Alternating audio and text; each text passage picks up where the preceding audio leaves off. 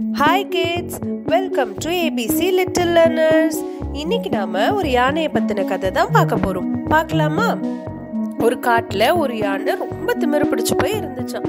அது எப்போதும் நம்ம தான் ரொம்ப பெருசு, நம்ம தான் இந்த காட்டிலேயே ரொம்ப பெருசா இருக்கும் அப்படின்ற திமிரோடவே சுத்திட்டு இருக்கோம்.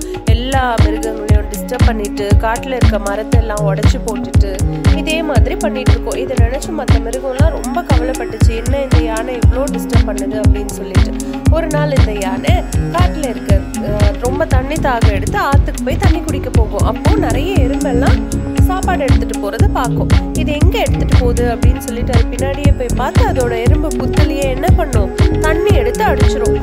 எப்படியாவது இதை டிஸ்டர்ப் பண்ணணும் அப்படின்னு சொல்லிட்டு இதை பார்த்தது ஒரு எறும்பு வெளியில வந்து ரொம்ப கோவமா வந்து கேட்கும், நீ ஏன் இந்த மாதிரி பண்ண அப்படின்னு சொல்லிட்டு.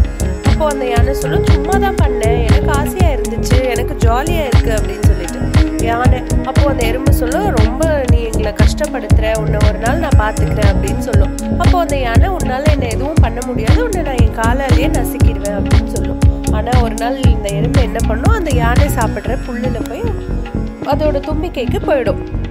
தும்பிக்கைக்குள்ள போய் ரொம்ப கடிச்சதும் அந்த யானையால வலி தாங்கவே முடியாது.